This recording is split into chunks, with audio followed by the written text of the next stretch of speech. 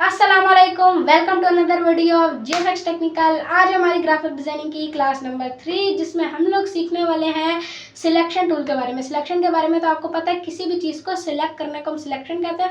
और इस वीडियो में हम एडोब इलस्ट्रेटर के अंदर सिलेक्शन टूल्स के बारे में पढ़ेंगे, क्योंकि इलस्ट्रेटर में कुछ डिफरेंट टाइप की सिलेक्शन हैं, यानी हर टूल किसी और काम के लिए इस्तेमाल होता है। बट मैं आज की इस वीडियो में 3 से 4 टूल कवर करने वाला हूँ। तो आइए स्टार्ट करते हैं।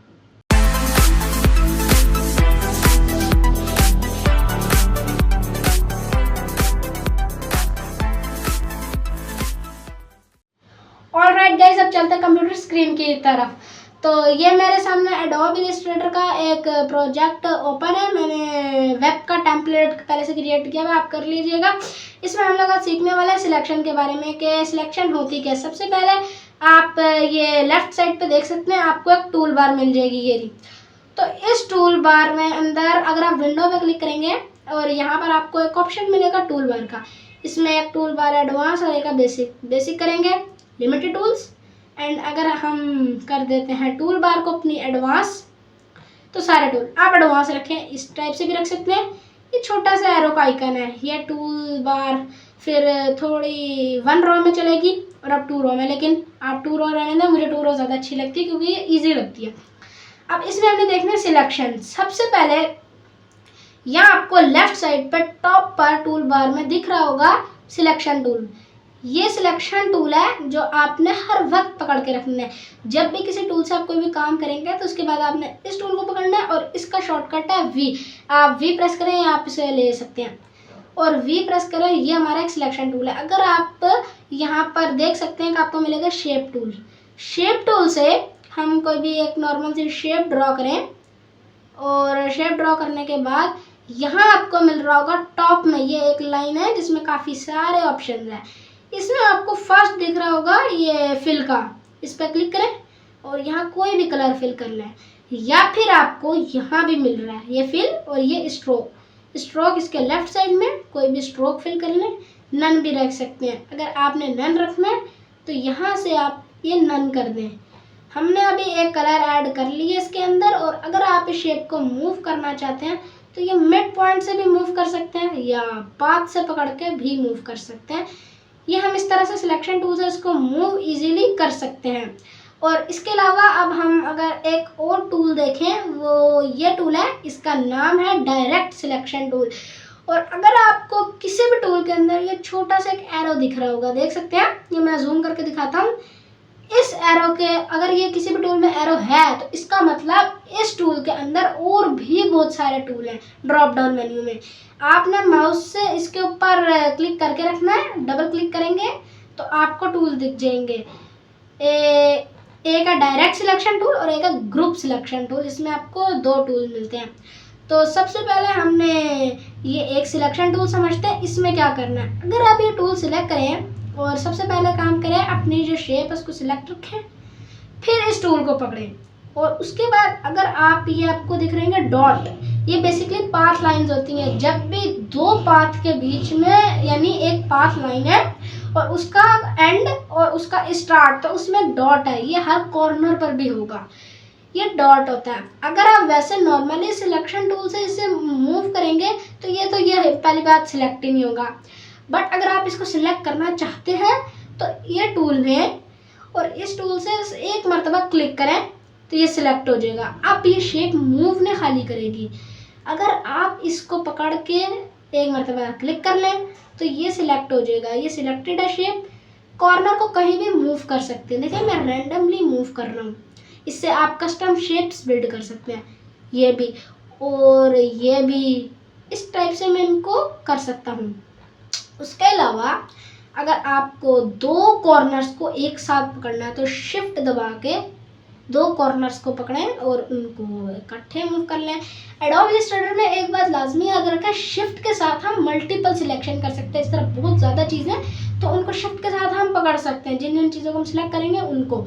तो यहाँ से आपने इस तरह से कॉर्नर के साथ छेड़छाड़ कर दी, लेकिन एक मरतबा नीचे क्लिक करें तो अब ये छेड़छाड़ अभी भी चल रही है।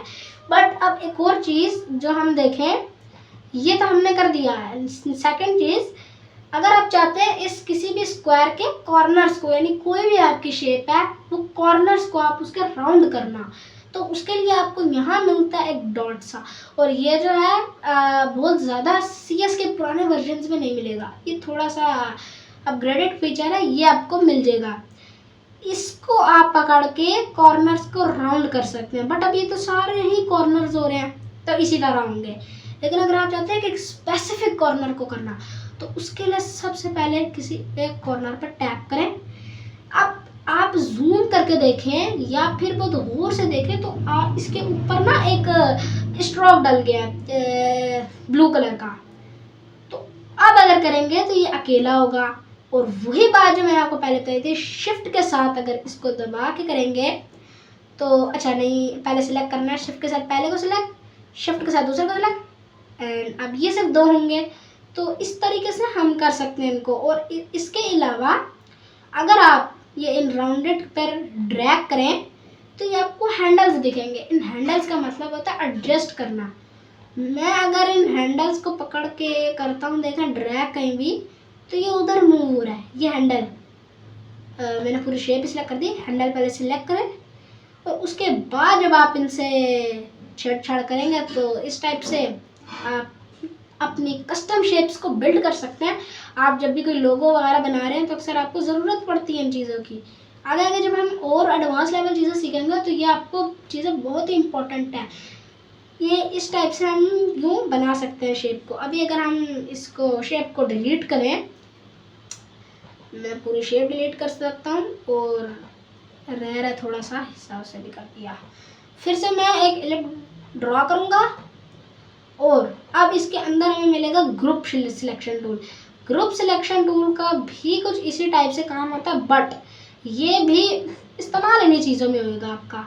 अगर आप सबसे पहले नॉर्मल सिलेक्शन से किसी भी चीज़ को, किसी भी कॉर्नर सिलेक्ट कर दें, ठीक है, कॉर्नर सेलेक्ट करने के बाद इसको मूव करें, जैसे मर्जी करें, मूव ना भी करें, और फिर आप ग्रुप सिलेक्शन कर सकते हैं।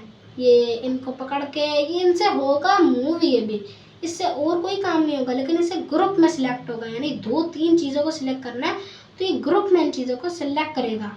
इसका काम वही है। तो ये दोनों टूल तो आपको अच्छे से समझ आ चुके होंगे। अब ये वाला टूल मैंने आपको अच्छे से समझा दिया है। इसका मैं आपको थोड़ा सा एडवांस फीचर बताऊं तो अगर हम इस शेप को डिलीट करके एक और शेप लेते हैं, हम चाहते हैं इस शेप को आप इसका डुप्लीकेट यानी इसकी कॉपी बना के सामने लाना, तो आप Ctrl+C और Ctrl+V कर सकते हैं। बट ये तो नॉर्मली डायरेक्शन में आ रहा है, हमें चाहिए बिल्कुल इसके एक्यूरेट डायरेक्शन में लाना। तो फर्स्टली आपको एक तो ये लाइन इंडिकेट करती है, लेकिन अगर आप इस टाइप से नहीं करना चाहते तो आपने कॉपी Ctrl+C नहीं करना, आपने ऑल्ट प्रेस का पहले शेप पर क्लिक करना है, मिड पॉइंट से इसे डबल क्लिक करके पकड़ना है, फिर ऑल्ट प्रेस करके इसे ड्रैग करेंगे तो ये बन जाएगी इसी कॉपी। बट अगर आप एक स्ट्रेट एरो में लाना चाहते हैं तो उसके लिए आपने सिंपली शेप पकड़ना है और शिफ्ट ऑल्ट करना है। शिफ्ट किसी भी स्पेसिफिक डायरेक्शन यानी 90 डिग्री में रोटेट करके चलाने में, 90 डिग्रीज ये देख सकते हैं बिल्कुल आराम से, ये देख सकते हैं यूं। इस टाइप से आप शिफ्ट प्रेस करके एक सिंपल कह सकते हैं लाइन में इनको आगे पीछे कर सकते हैं इस टूल की मदद से सिलेक्शन। ये टूल बहुत ज़्यादा काम का टूल है, और एडोब इलस्ट्रेटर बेसिकली अगर आप ग्राफिक डिज़ाइनिंग में ये टूल ही बहुत ज़्यादा यूज़फुल है। आप कोई भी सॉफ्टवेयर इस्तेमाल करते हैं उसमें सिलेक्शन टूल की बहुत बड़ी अहमियत होती है, क्योंकि हम जो भी चीज़ सिलेक्ट करते हैं वो सिलेक्शन टूल से करते हैं, और टूल से कुछ भी हम सिलेक्ट नहीं कर सकते। तो इस टाइप से हम इनको सिलेक्ट करके आर पार घुमा सकते हैं। अब इसके अंदर अगर शिफ्ट से भी अगर मैं आपको मल्टीपल सिलेक्शन करके दिखाऊं तो आप ड्रैग करें, मल्टीपल सिलेक्ट होंगे। बट अगर शिफ्ट प्रेस करके एक पर क्लिक और दूसरे पर, तो यही 2 सिर्फ होंगे क्लिक। और ये आपको बाउंड्री दिख रही है ना, आपको लग रहा है तीसरा भी सिलेक्ट हो गया, बट तीसरा नहीं हुआ क्योंकि देखिए एंकर पॉइंट इसका और इसका नहीं है। ये वैसे बता रहा है कि इस बॉक्स के अंदर 2 चीज़ें सिलेक्ट हुई हैं। हम चाहे तो इन दोनों को एक साथ कलर दे सकते हैं, सिलेक्ट हो गया। बट अब अगर हम मुख्तलिफ चीज़ों को ड्रा करते हैं, बहुत ज़्यादा शेप्स हैं आपके पास, आप कोई आर्ट वर्क बना रहे हैं, आर्ट वर्क कहते हैं इलस्ट्रेटर में जो भी कुछ इसमें बनाएंगे अपने आर्ट बोर्ड पर, अब हमें चाहिए बहुत ज़्यादा, समझ सकते हैं आप 100 से भी ज़्यादा है, तो भी इनको सिलेक्ट करना बहुत मुश्किल है। और अगर हम शिफ्ट से करने बैठे तो पता है बहुत ज़्यादा टाइम लग जाएगा। तो इसके लिए हमारे पास एक और यहाँ टूल है और इसका नाम है लेसो टूल। इसके शॉर्टकट है क्यू, और क्यू से अगर आप नॉर्मली ड्रैग कर सकते हैं, ये क्लाइंट ड्रैग हो रही देख सकते हैं। अब मैं एक चीज़ों को, कुछ स्पेसिफिक चीज़ों को, सॉरी मैंने गलती से छोड़ दिया, मैं स्पेसिफिक चीज़ों को अगर पकड़ना चाहता हूँ और मैं इस देखिए सर्कल में जितने ऑब्जेक्ट आए हैं वो सिलेक्ट होगा, बहुत ज़्यादा सिलेक्शन के लिए है। और इसकी मैं आपको शॉर्टकट की तना भूल गया, इसकी है एक डायरेक्ट सिलेक्शन की। अगर आप किसी की कोई शॉर्टकट भूल जाते हैं तो आप बस अपने माउस को इसके टूल के ऊपर रखें तो आपको वो शो हो जाएगा कि टूल के आगे आपको शॉर्टकट उसका शो हो जाएगा ब्रैकेट्स के अंदर। कैसे हमने आज मुख्तलिफ तरह की सिलेक्शंस की और सिलेक्शन तो हमने कर ली। अब हम आज की वीडियो को यहीं पर एंड करना चाहिए या आगे बढ़ाना चाहिए? वैसे आज की वीडियो को मेरे हिसाब से यहीं पर एंड करना चाहिए। ये सिलेक्शन आपको ऐसे करना है, मगर अगर हम इन सिलेक्शन की मदद से कोई शेप बनाते हैं, हम सबसे पहले एक हमने स्क्वायर बना लिया, इस पे हम एक छोटा सा कलर दे देंगे। और अगर आपको स्ट्रोक रखना है, स्ट्रोक देने के बाद क्या आपको देखिए स्ट्रोक तो बहुत बारीक नज़र ही नहीं आ रहा, शेप सेलेक्ट करें और ये आपको मिलेगा स्ट्रोक।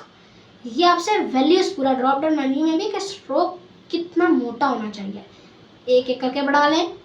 देखना चाहते हैं तो कम भी कर सकते हैं या फिर यहाँ टाइप कर सकते हैं। मैं अगर यहाँ 30 टाइप करूँगा तो 30 का स्ट्रोक बढ़ेगा, शेप नहीं सेलेक्ट ही बढ़ेगा वैसे। अब मैं ऐसे करता हूँ 30, बट स्ट्रोक 30 का होगा। अगर आप ड्रॉप डाउन मेन्यू में जाए तो ये तो सिर्फ 100 पीटीएस का, तो आप न्यू स्ट्रोक जितना चाहे कर सकते हैं। हमारा स्ट्रोक बहुत अच्छा है। अगर हम इसी से एक कस्टम शेप बनाने की कोशिश करें तो हम ये पहले एक शेप को सिलेक्ट करते हैं, अपना सिलेक्शन टूल लें और एक कॉर्नर में ऐसा करता हूँ राउंड कर दूंगा। ये देख सकते हैं एक कॉर्नर में राउंड करता हूँ। या अगर हम एक लीफ बनाएं तो हम सिलेक्ट करने ये वाले 2 पॉइंट्स, एक लीफ की हुआ शेप दे देंगे। और स्ट्रोक हमने बहुत ज़्यादा कर दिया, इतना हमें स्ट्रोक चाहिए नहीं है, लीफ में तो कोई स्ट्रोक होता ही नहीं है। पहले हम डाल के इसका थोड़ा कलर चेंज करेंगे तो देख सकते हैं ये एक लीफ की शेप का बन गया। इस टाइप से हम कोई भी शेप दे सकते हैं। और ये इसके हैंडल से एडिट करना हो तो हैंडल से हम कर सकते हैं, इसको इजीली बन गया। और अगर आप इनको जूम करना चाहते हैं तो जूम टूल पढ़ने वाले हैं हम आगे वाली वीडियोस के अंदर। अभी के लिए ये वीडियो को एंड करना चाहिए। तो आज हमने सिलेक्शन सीखी एडोब इलस्ट्रेटर के अंदर। आप इन सिलेक्शंस की प्रैक्टिस करें और न्यू इनसे शेप को बिल्ड करें ताकि आपकी प्रैक्टिस और आप एक अच्छे ग्राफिक डिज़ाइनर बन सकें।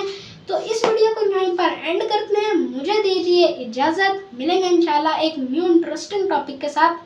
अल्लाह हाफिज़।